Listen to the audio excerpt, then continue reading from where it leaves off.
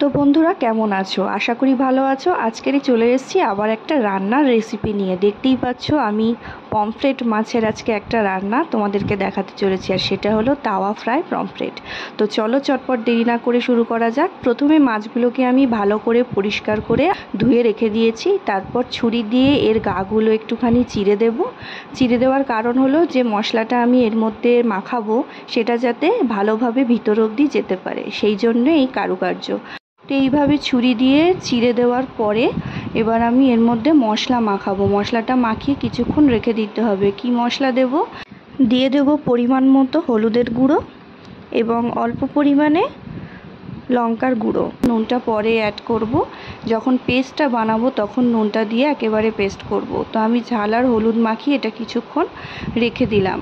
রেখে দেওয়ার পরে এবার আমি পেস্টটা রেডি করব কি দিয়ে, একটা ছোট্ট কাঁচের পাত্রে নেব পরিমাণ মতো, মানে যেরকম আর কি তোমরা নেবে। আমি যেহেতু দুটো মাছ দিয়ে করছি তো সেহেতু আমি নিলাম 2 চামচ টক দই। তার মধ্যে 1 চামচ হচ্ছে আদা রসুনের পেস্ট, আর তার সাথে আরও দিয়ে দেব পেঁয়াজ এবং কাঁচা লঙ্কা বাটা। তারপরে এবার মশলা অ্যাড করব। পরিমাণ মতো দিয়ে দেবো হলুদের গুঁড়ো, তারপরে দেব পরিমাণ মতো লঙ্কার গুঁড়ো, তার মধ্যে আমি দিয়ে দেবো এরপরে গোলমরিচের সাথে গরম মশলা মিক্সড করে রেখেছিলাম সেটা দিয়ে দিলাম। তারপর দেব স্বাদ মতো লবণ।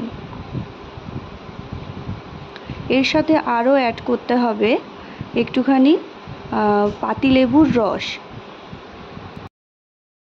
তো বন্ধুরা এরকমভাবে আমি পেস্টটা বানিয়ে নেব। তো ভালো করে এটাকে মাখিয়ে পেস্টটা ভালো করে তৈরি করা হয়ে গেলে এটাকে এবারে আমি যে মাছগুলো আমি এবার চিড়ে রেখেছিলাম সেই মাছগুলো এবার নিয়ে নেব। এর গায়ে পেস্টগুলো ভালো করে মাখিয়ে নেব।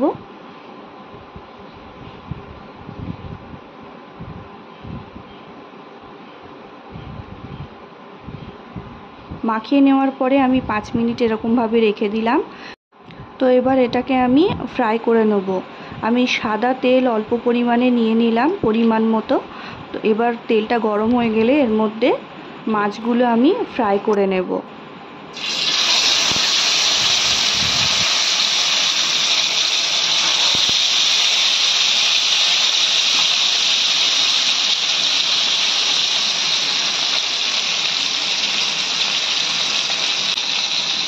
তো এই রেসিপিটা করতে বেশিক্ষণ লাগলো না, খুবই অল্প সময়ে এটা হয়ে যাবে। তোমরা বাড়িতে ট্রাই করতে পারো। তো আমি এগুলো মাছগুলোকে এবার ভালো করে উল্টে পাল্টে ভালো করে ফ্রাই করে নিলাম। তো আমার পমফ্রেট ফ্রাই পুরো রেডি। এবার শুধু সুন্দর করে পরিবেশন করার পালা।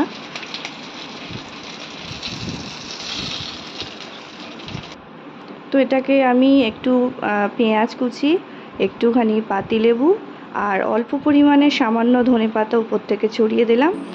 তো আমাদের তাওয়া ফ্রাই পমফ্রেট পরিবেশনের জন্য একেবারে রেডি।